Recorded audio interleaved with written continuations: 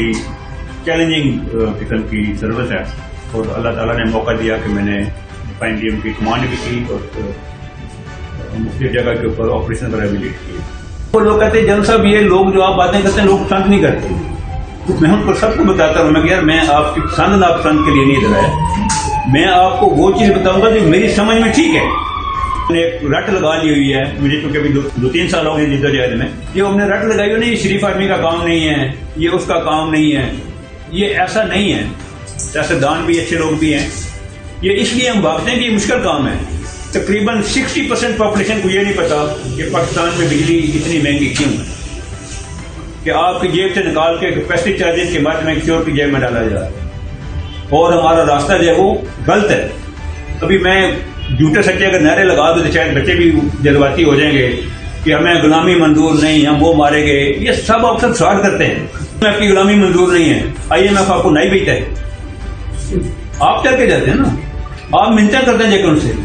लंडे के कपड़े ना आए तो हमारा गुजारा नहीं होता सर्दियों में, गरीब आदमी भी मुतवसत आदमी का भी गुजारा नहीं होता। हम आखिरी नंबरों पे, ये बड़े अफसोस के साथ कहना पड़ता है कि हमारे पासपोर्ट की वैल्यू इस वक्त नीचे से मेरे ख्याल में 5वें नंबर के ऊपर है। हमसे नीचे शायद सोमालिया, सूडान और कोटली शक्तियाँ तहसील है रावलपिंडी की के आगे फ्लोर गाँव है, उधर का मैं रहने वाला हूँ। 1976 में मैंने आर्मी ज्वाइन की और 2016 में 40 साल यूनिफॉर्म पहनने के बाद मैंने आर्मी से रिटायरमेंट ली। और इस दौरान ज़िंदगी का बेशतर हिस्सा जो है वो स्पेशल सर्विस में गुजरा, जो कि एक बड़ी चैलेंजिंग किस्म की सर्विस है और अल्लाह ताला ने मौका दिया कि मैंने IMDM की कमांड भी की और मुख्तलिफ जगह के ऊपर ऑपरेशन वगैरह भी लीड किए। रिटायरमेंट के बाद मेरा किसी किस्म का सियासी जिद्दोजहद का कोई इरादा नहीं था। मेरी वेलफेयर ओरिएंटेड सोच है। मैंने मेडिकल कैंप लगाए हैं, मैंने अपने गांव में एक स्कूल खोला हुआ है बच्चों की तालीम के लिए। लेकिन ये मुल्क का जो तनज़्ज़ुली का सफ़र है, आप पढ़े लिखे लोग हैं, मैं ज़्यादा तफसीलात में नहीं जाऊँगा। आप इंटरनेशनल रैंकिंग उठा लें, ज़िंदगी के हर शोबे ज़िंदगी में हम आखिरी नंबरों पे होते हैं। ये बड़े अफसोस के साथ कहना पड़ता है कि हमारे पासपोर्ट की वैल्यू इस वक्त नीचे से मेरे ख्याल में 5वें नंबर के ऊपर है। हमसे नीचे शायद सोमालिया, सूडान और इस तरह के मुल्क है। करप्शन के लिहाज से हम दुनिया के नीचे से मेरे ख्याल में तीसरे चौथे नंबर के ऊपर है। ह्यूमन रिसोर्स इंडेक्स जो है, ह्यूमन डेवलपमेंट रिसोर्स जो होता है, उसको आप देख लें, आप आखिरी नंबरों के ऊपर है। गवर्नेंस के ऊपर आप देख लें, आप आखिरी नंबरों के ऊपर है। मौजूदा पॉपुलेशन का अगर ट्रेंड चलता रहेगा तो 2050 में आपकी पॉपुलेशन डबल हो जाएगी। आपको 50,000 स्कूल और चाहिए होंगे प्राइमरी एजुकेशन। जब इस सारे का बिक्स देखते हैं तो आपको ऐसा लगता है कि हमारी सिमत जो है वो नहायत गलत डायरेक्शन में जा रही है। और इस हालात जिसमें हम पहुंचे हुए हैं, ये किसी एक फर्द, एक दौर या एक आदमी की कहानी नहीं है। ये बदकिस्मती से हमारा 75 साल का सबका, आप मैं सब शामिल, खुद गर्दाना रवैये, नफ्सा नफसी का आलम, एक दूसरे के ऊपर ब्लेम डालते रहना और एक नेशनल करैक्टर हम इस हद तक ले गए हैं कि अभी हम बड़े आराम से कह देते हैं कि इस कौम का क्या बनेगा जिस कौम में ये हो रहा है, इस मुल्क का क्या बनेगा जिस मुल्क में सारे चोर हैं। ये मुल्क ये बैठा हुआ है सारा ही, आप बैठे हुए, ये मुल्क इस वक्त पाकिस्तान बैठा हुआ है, मैं बशमूल, ये कौम भी बैठी हुई है।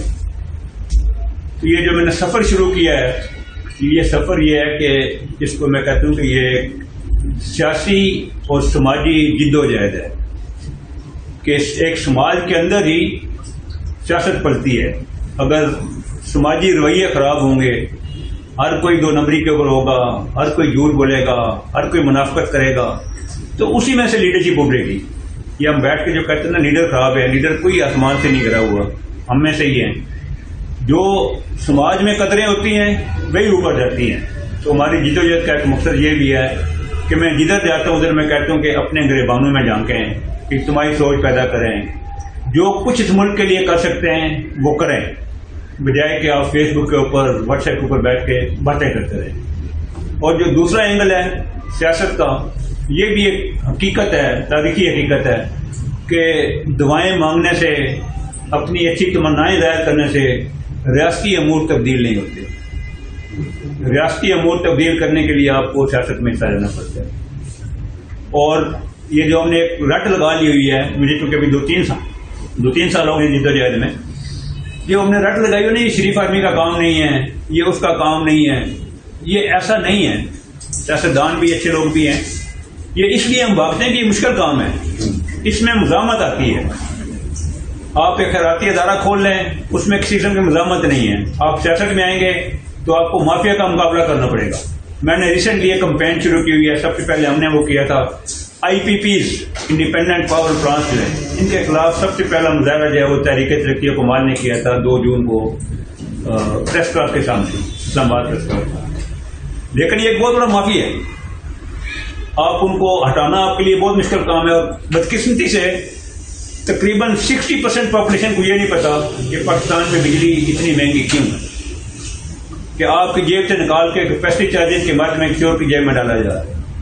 تو یہ میں جو بات کہا تھا وہ سیاسی اینگل کی، کہ سیاست میں اس لیے لوگ نہیں آتے کہ یہ ایک مشکل کام ہے، بہت محنت کرنی پڑتی ہے، بہت جدوجہد کرنی پڑتی ہے، لوگوں کو ایک نئی سوچ کے اوپر لانے میں بہت ٹائم لگتا ہے. تو اس لیے لوگ اس سے کتراتے ہیں یہ کہہ کے کہ یہ شریف آدمی کا کام نہیں ہے، یہ نہیں ہے.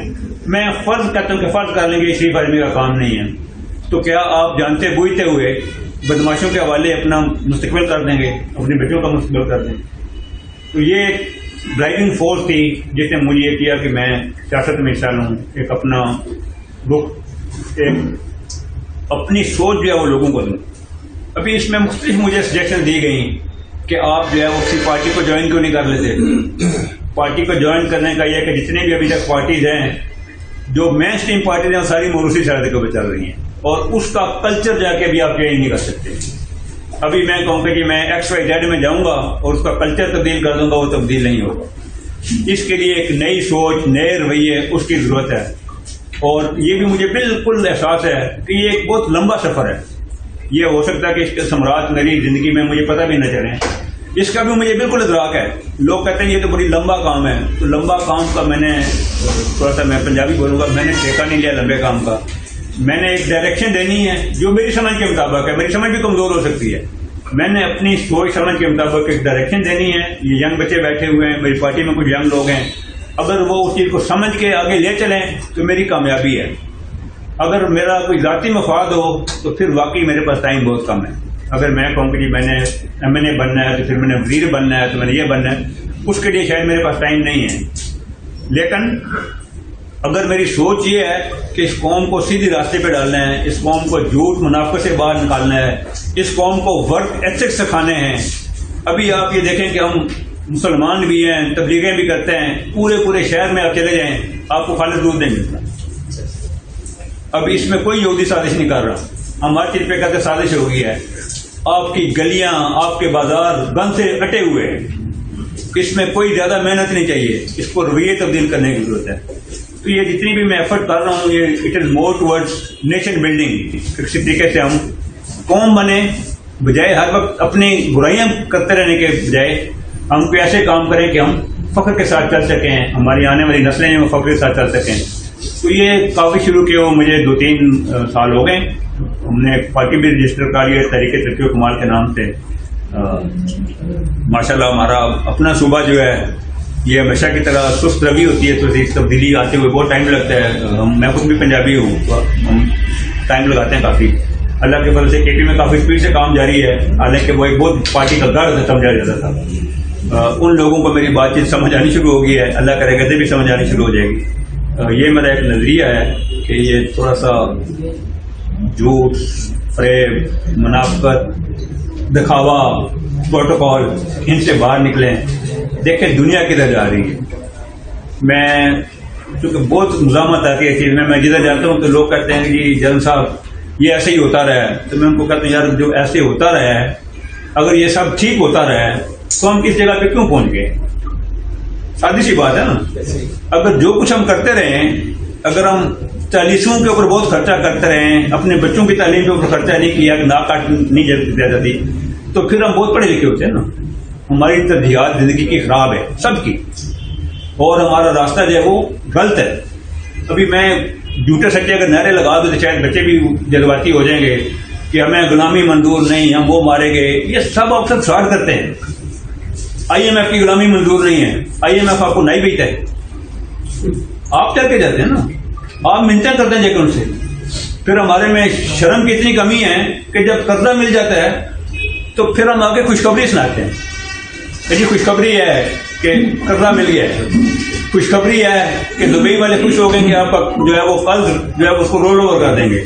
لیکن اتنا ضمیر ہمیں نہیں کرتا کہ ہم 7 اسٹار ہوٹل سے کام رہنا پسند نہیں کرتے. ہم اپنی گاڑیاں جو ہے وہ 25 گاڑیوں کے موٹر کیٹ جو ہے ان کو چھوڑنا پسند نہیں کرتے, لیکن ہاتھ ہر کے سامنے کھڑا ہے. تو بہت سادی سی بات ہے میری کہ انورڈ دیکھیں, غلامی اسلامی کو چھوڑیں. ہم نے نہ امریکہ سے لڑنا ہے نہ کسی کو فتح کرنا ہے, ہم نے اپنے لوگوں کو کھانا کھلانا ہے, لوگوں کو تعلیم دینی, اس پہ کنسنٹریٹ کریں. ابھی وہ اتنی میں کروڈ مثال دیتا ہوں کہ لنڈے کے کپڑے نہ آئیں تو ہمارا گزارا نہیں ہوتا سردیوں میں. غریب آدمی بھی متوسط آدمی کا بھی گزارا نہیں ہوتا. ہمارے رشتے دار پہنتے ہیں, اس میں کوئی کہنے والی بات نہیں ہے, لیکن حقیقت یہ ہے کہ وہ کسی کے اترے ہوئے کپڑے, ہم اپنے بھائی کو اترے ہوئے کپڑے دیتے وہ نہیں پہنتا, لیکن ان کے اترے ہوئے کپڑے ہم پہن لیتے ہیں. ساتھ ہی ہم اپنے لوگوں کو کہتے ہوئے ہم غلام نہیں ہیں, ہمیں غلامی برداشت نہیں ہے.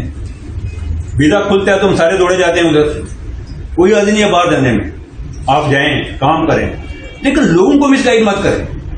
لوگوں کو حقیقت بتائیں کہ ہمارے غریب ملک ہے, ہماری اکانومی کمزور ہے, بچوں شاپر باہر جاؤ کماؤ, ملک میں واپس بھیجو. تو یہ جو ہم نے جھوٹ بولا ہوا ہے نا ہر کسی کی طرف, میں نے آپ کی اطلاع کے لیے, یہ میری باتیں لمبی تو نہیں ہوگی زیادہ نہیں, میں نے اس دفعہ الیکشن میں بھی MNA کے الیکشن میں بھی میں نے کی, پھر میں بیچ میں ودرا کر لیا. میں نے دیکھ لیا پورا ماحول جو وہ, میں جدھر جاتا ہوں وہ لوگ کہتے ہیں جنرل صاحب یہ لوگ جو آپ باتیں کرتے ہیں لوگ پسند نہیں کرتے.